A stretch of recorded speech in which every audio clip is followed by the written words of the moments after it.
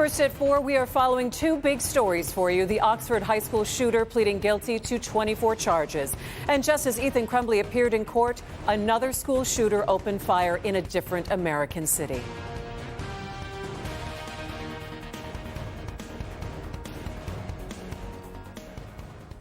Good afternoon. Thanks so much for joining me. I'm Christy McDonald in for Karen Drew today. And we begin with that breaking news in St. Louis, Missouri, where 3 people are confirmed dead, including a gunman who opened fire inside of a school. It happened just after 9 this morning at Central Visual and Performing Arts High School, where police responded to reports of a shooter with a long gun. The victims include a woman and a teenage girl. The shooter was pronounced dead after exchanging gunfire with police inside of the school. Students barricaded doors. They huddled in classroom corners and even jumped from windows to escape. We walk out the classroom. The police are holding guns. They're pointing in directions. They're covering the back end of the hall, pointing. They're closing doors, so they closing doors and things like that. We're walking out the building. It's blood on the ground and stuff like that. We see students covered in blood. I see a lot of kids. It was kids crying everywhere, and it was like overwhelming. Really, it was just overwhelming. I really couldn't really notice my surroundings. It was very scary. Overwhelming and harrowing. Students were evacuated to a different school building and a nearby grocery store to be reunited with their parents. It is not yet clear what connection, if any, the gunman may have had to the school. We will have updates on this breaking story ahead for you at 5 and 6.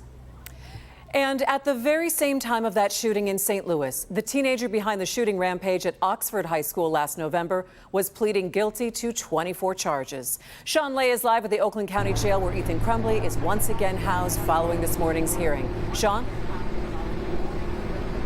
Christy, great to see you at this 4 o'clock hour. We want to take everyone inside court here for this stunning hearing, but you're right. The teen housed here, parents also housed here. And the teen himself, during this plea, pleading to each and every count, made news himself by revealing that he paid his father for the weapon that was used, and the parents did not lock that weapon up. He said he had easy access to it. But first, the plea in court this morning.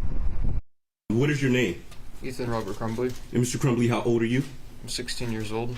An Oakland County courtroom packed with security, packed with family members of the victims, and a guilty plea from the Oxford High School shooter who showed no emotion whatsoever, admitting that he brought a 9mm gun to school, 50 rounds of ammo, and got it out of his backpack in a restroom. Is it true that while inside the boys' bathroom, in the stall of the bathroom, you removed the handgun from your backpack? Yes. Is it true that you ensured that the handgun was loaded? Yes. Is it true that you exited the bathroom approximately 12:51 p.m. on November the 30th, 2021? Yes. Is it true that when you exited the bathroom, you began shooting at students and staff members of the Oxford High School? Yes. One by one, the shooter admitted to killing Madison Baldwin, Tate Meir, Justin Schilling, Hannah St. Juliana, and tried to kill others. Family members of some of the victims overwhelmed with emotion as he pled guilty to each and every count. He pled as charged to all 24 counts. And so, you know, I sat with victims, and this is hard for them. It's emotional, but it's a step forward, and we're relieved. Back here live at the Oakland County Jail, we're just scratching the surface of what happened in court today, inside and outside. Live at 5 o'clock and 6 o'clock, Christy, we're taking a deep dive into that gun situation the teen himself mentioned in court. Is that meaning that perhaps prosecutors are preparing to charge the parents with federal gun crimes? Also, we're going to talk about sentencing. It's a long way off, but there's a lot to talk about when it comes to what will the sentence be here. Will it be life without parole? He is 16, so there's a lot that has to happen before sentencing. We're live at the Oakland County Jail. Sean Lay, Local 4. Christy, back to you. All right, thanks so much, Sean. A lot of detail here. We'll see you at 5 o'clock.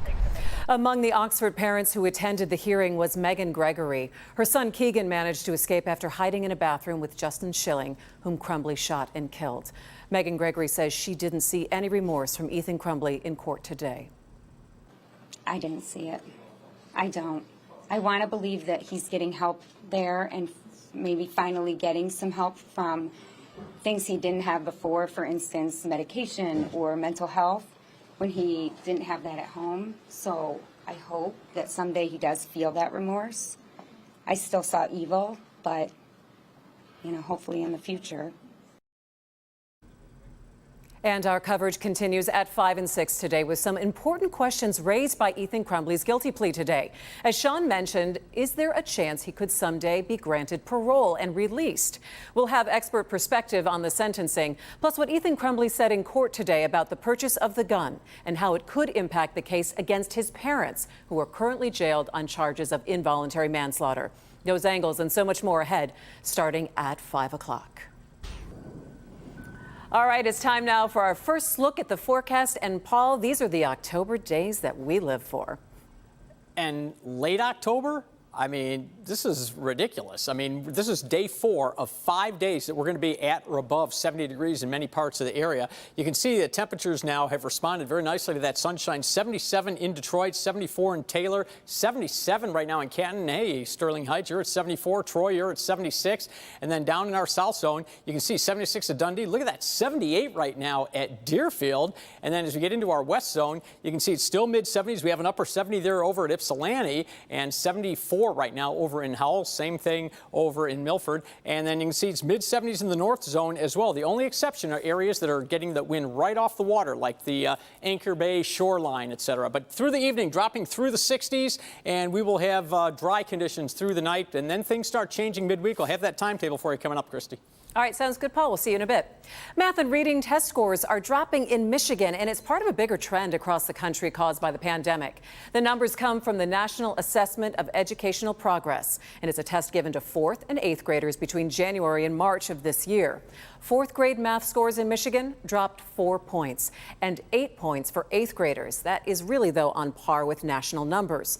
Now, in reading, Michigan's average score dropped nearly 7 points for 4th graders and 4 points for 8th graders. That's higher than the national numbers. Experts say the lack of in-person learning during the pandemic is to blame. First at 4, we are on top of stories making headlines around the world for you. Another former Minneapolis police officer pleads guilty in the killing of George Floyd. J. Alexander King's plea deal for aiding and abetting second-degree manslaughter calls for a sentence of 3.5 years in prison. King knelt on George Floyd's back and, as part of his plea deal, admitted that the restraint of Floyd was unreasonable under the circumstances. Derek Chauvin is serving 22 years for murdering George Floyd.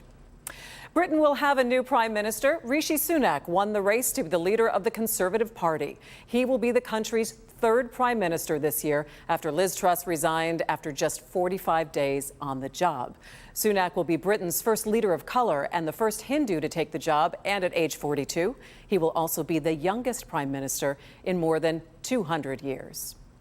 Ahead first at 4, the new offering from a famous brand of mustard that appears to be poking fun at the breakup of 2 Hollywood actors. And here's Paula.